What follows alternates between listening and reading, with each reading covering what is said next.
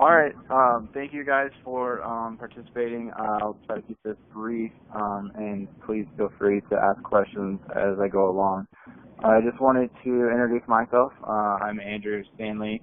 I live here in Kansas City, and I developed VolunteerMark to be a tool for both volunteers and for nonprofit organizations.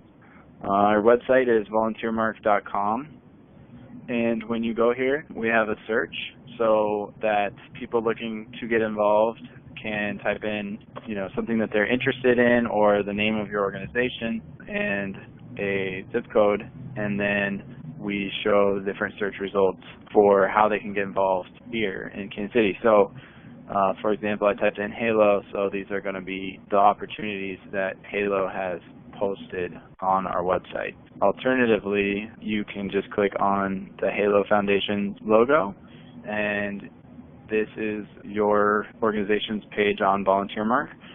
So this is all information based on your volunteer program. So there's 95 volunteers that you're working with, and these are the total number of hours that the volunteers have logged. And I know that there's actually a lot more than that that's just not being logged.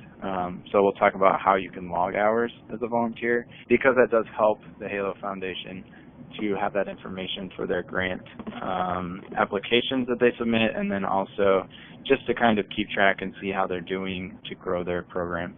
There's two buttons that you see here. We have donate or follow. So you can click donate and just follow the steps to make a donation online. So that's easy and something that you can encourage other people to do, or if you have a preferred way of receiving donations, definitely do that. But just wanted to bring that to your attention that there is a donation button on VolunteerMark that you can make monetary donations. Or if you want to just join the organization, then you can click follow. And what that means is that it's kind of like bookmarking the organization, so that when you log in as a volunteer, you can quickly go back and access this page. And then we list the different programs with the organization. So right now we have the Ambassador Board as its own program, and then we have the Halo Independent Swag Fashion Show. So if you click on the fashion show, you can see here that these are all the fashion show positions. So as Halo Foundation has different programs they offer, it's a way that you can keep those organized and grouped together. Or you can hit show all, and it just shows everything. And then, so you can click on anything that you see that you're interested in. So we have, you'll see that there's this, says flexible shifts in the blue, and there's a lot of those. And then we have fixed shifts, which is in the orange. So the difference is, if we click on like this events board member, this is a flexible position, which just means that it's 10 hours a week. So it's really up to the volunteer to kind of choose on their schedule when they get involved. Or if you go back and we click on a fixed schedule position, we have the programming volunteers. This one has a calendar, and so the commitment time is a specific time, 10 a.m. to 7 p.m. And you can learn more about the position here, and you can also learn about the program that it's affiliated with by clicking on the program tab.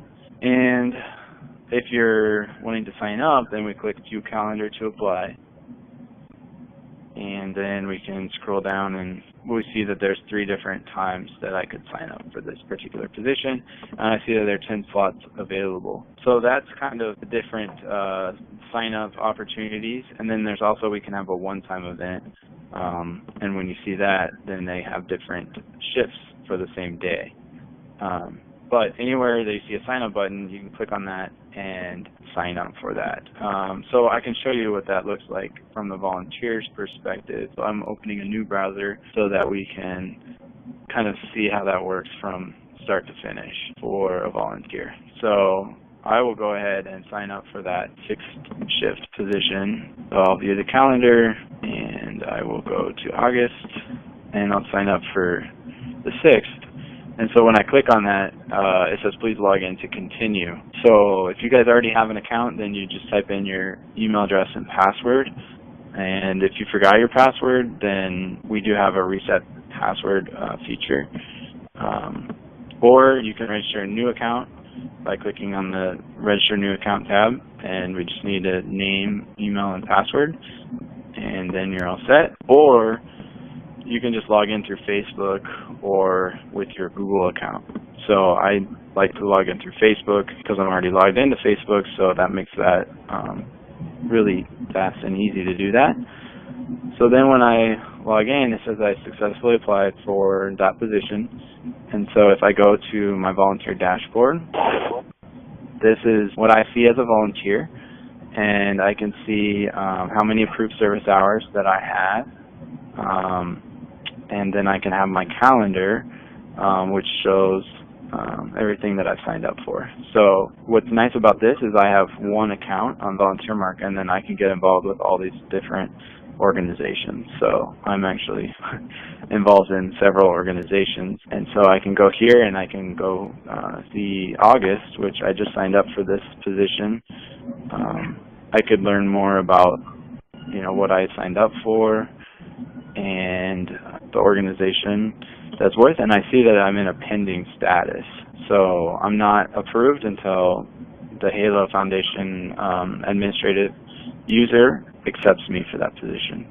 And then other than that, while we're looking at the volunteers dashboard, if we go to the account settings tab, this is an important thing to do the first time that you create your account. You just want to finish creating your profile so that this helps the Halo Foundation know who you are. So this is kind of like your online application form. So you can upload your image, finish filling out all this information, your name, email address, cell phone, date of birth, t-shirt size, male or female, your mailing address, and then your emergency contact name and phone number. And then you can also specify the causes that you're interested in, and you just click Add Causes, and then you can select the different types of organizations that you care most about. And what's nice about this is that we're constantly adding more organizations on here, and so you can find exactly what you're looking for based on matching the organization and the volunteer opportunity to your profile and what interests you the most. And then same thing with skills. You can just click Add Skills and select the different skills that apply to you. And then just specify if you're volunteering through your employer or with the school, and if you're court mandated. And then also the availability tab helps with scheduling, and you can just select the days, the mornings, afternoons, evenings that work best in your schedule, and just provide a little bit more information here. So what's nice is you can fill this profile out one time, and then you won't really have to worry about it, but it just helps with communication. And also you can, on your Preferences tab, if you'd like to be recruited by new organizations that match the causes that you're interested in, you can opt into that if you'd like. And if you ever log in and want to change your password, you go to the Account Settings tab, and it'll allow you to change your password here. And then also we're kind of experimenting with a referral program, so you can kind of keep track of how many volunteers you sign up, or if you want to help us out by signing up a nonprofit, we'll give them a donation as well. And so you can just share that link through there. Other than that, basically everything's going to happen on your volunteer dashboard screen, and then you can click Find Organizations to do a search, or you can do Find Organizations to find the different nonprofits that we're working with. But for now, we're going to go and look at what this looks like for Halo Foundation, because I just signed up for a position, but I'm just pending. My status is pending. So let's log in as Halo to see what that looks like to approve them. And also I will show you that I got an email as a volunteer. I got an email that says that your request is pending approval, and so it just kind of communicates what happens next. And yeah, actually I'll approve it with by demonstrating how that works. Okay. But if I do have a question, I can just reply to this email, and it'll go to the Halo Foundation. So if you apply for something and have a question, just feel free to reply to that email, and Jessica will receive that. Okay, sorry, I guess I didn't log in. Okay, so now I'm logged in, and this is what Jessica uses, and it has a lot of functionality here that I'm going over just so that you can kind of understand how Halo uses this tool and why it's important that you know, volunteers are using the system so that this saves the Halo, you know, time and is maximizing their efficiency. So basically the tools that we provide are scheduling, communication, and reporting. So with the scheduling, the Halo Foundation has your own calendar, which you can create one-time events or those recurring positions. And so there's that Halo Fashion Show programming volunteers that we saw, and then it looked like you had another event coming up next Tuesday. So you can see that here on the calendar. And then we have flexible schedule positions, which are those, you know, 10 hours a month or 20 hours a week. And then you can see the volunteers that are approved for those positions listed here. And then at the bottom we have our programs and our departments that we've created. So that's the way that we're organizing things. So each volunteer opportunity that is created is associated with the department that they fall under. And then what's important about that is that then they can do the reporting that they need. So they just click reporting tab, and then it breaks down the total number of service hours by the program or department that it's associated with. And then they can also keep track of the new volunteers that are signing up each month. Okay, so then the next thing we need to go to is the notifications to see what that looks like when Andrew applied. So it shows here that Andrew Stanley has applied for the Halo Fashion Show programming volunteers. He applied on today's date, July 8th, and it's for August 6th. And so I can click on Andrew Stanley and open up the profile there, and I can see, you know, who Andrew is, my image, the total number of hours I have with Halo. I can see my profile information, and Halo is also able to write private notes here so that they can keep track of who the volunteers are. So you can enter anything you want there and save that, and that is not visible to the volunteer. I can go to Skills tab and see all that information that I have already shown you that I filled out as a volunteer. And so I can see who I am, and then also we can keep track of a checklist. So you keep track of, you know, what things that volunteers completed. So everything looks good, you know. The most important thing is going to be my phone number and my email address. Then you can go ahead and approve me or deny me for the position. So if I deny that person, then, you know, we just explain why you made the decision not to accept them, and that would go to the volunteer so that they understand maybe that there's a timing conflict or, you know, something's changed. But otherwise, you could approve them, and so I'll go ahead and do that. And then now that Andrew's approved, I can go back to our calendar, and I'll be able to see that Andrew signed up for the 6th, and so now there's one of 10 volunteers that are signed up. And so now I can keep track of who's going to be there on this day, and again, I can click on Andrew's name and pull up that profile at any time. And then also I'm able to keep track of attendance, so I'll be able to know if he attended this, if he was a no-show, or if it was an excused absence. And if I needed to send him a quick email, I can click the email button, or send him a text message. I can click the text message icon. And then as this is filled up with more and more volunteers, I can send out communication to all those volunteers at one time. Like if I go back now to July 15th, we have an event here for the July Ambassador Board meeting, which is, I think, mostly the people listening to this webinar right now.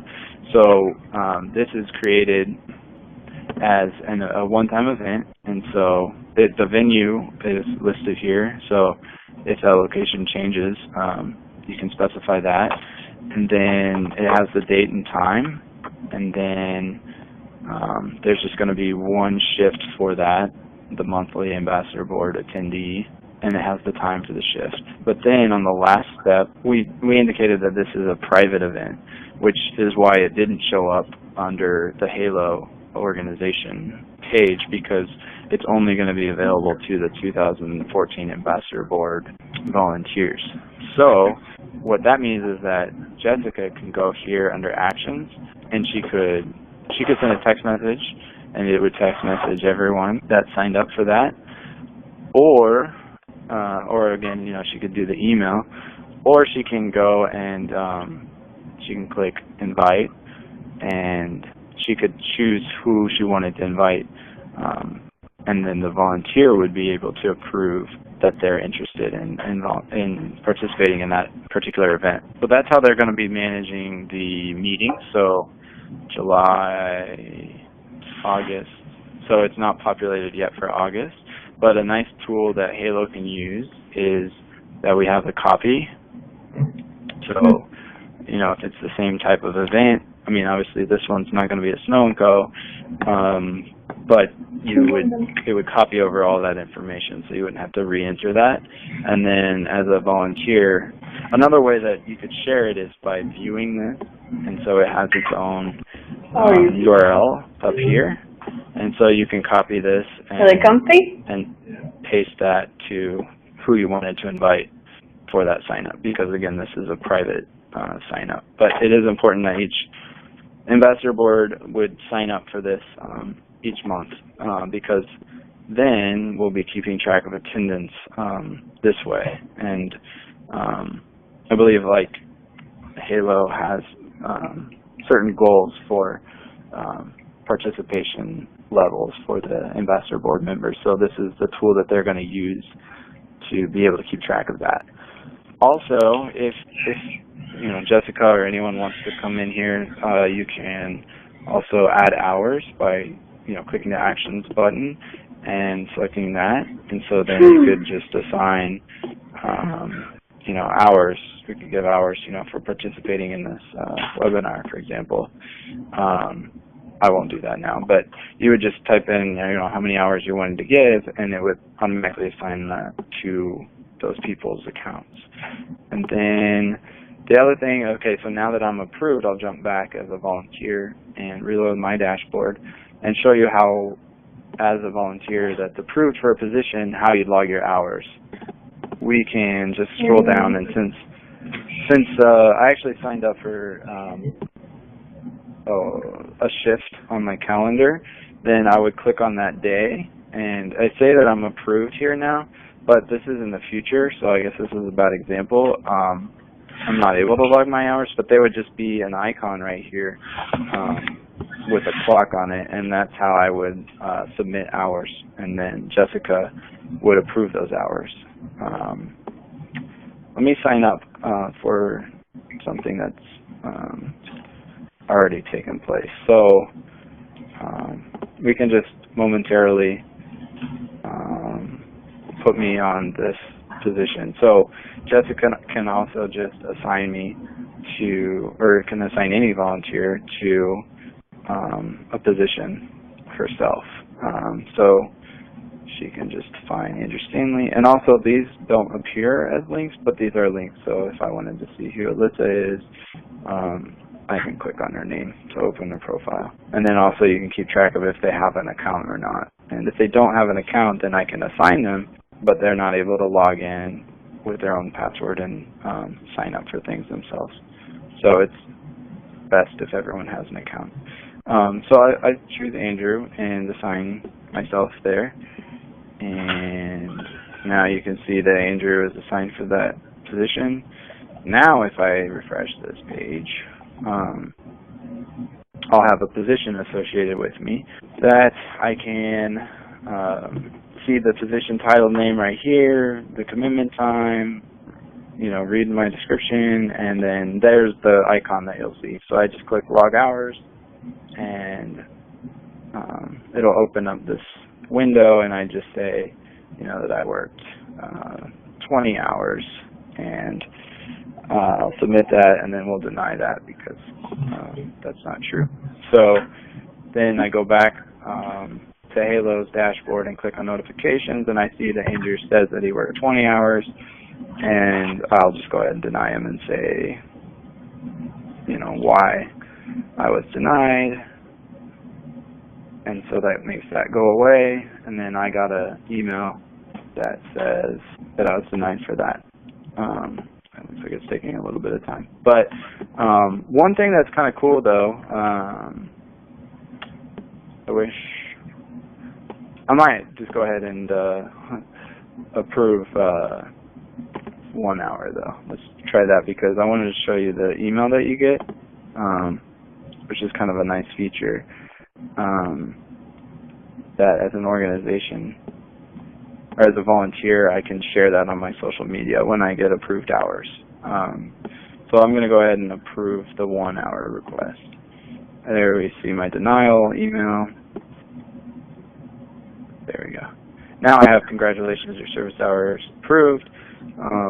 Now what I can do is I could share this on Facebook or really on anything.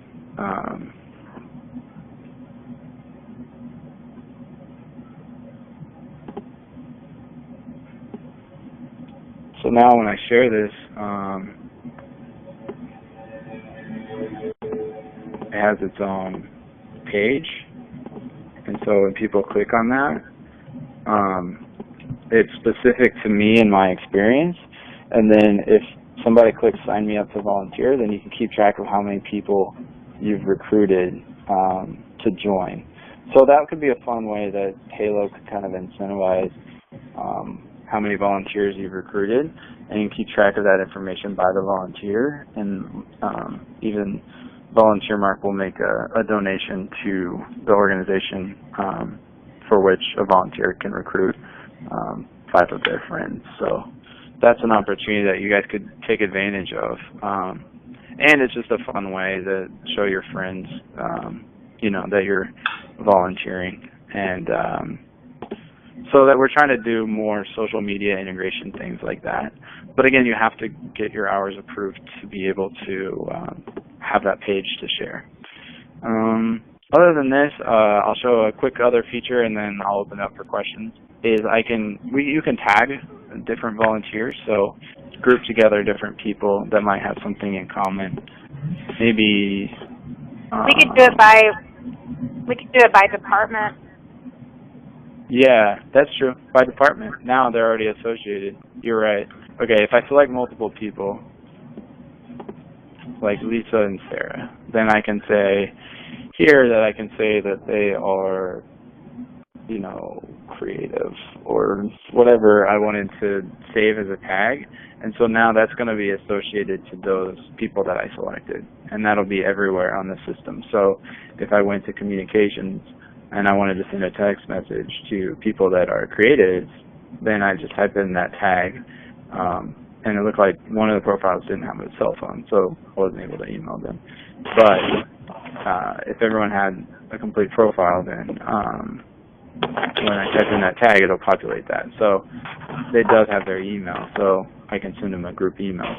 Now, Nicole, you suggested that we could communicate by department, which is absolutely right. So you see here that we created a program, the 2014 Ambassador Board is a program, and that's where we created this event.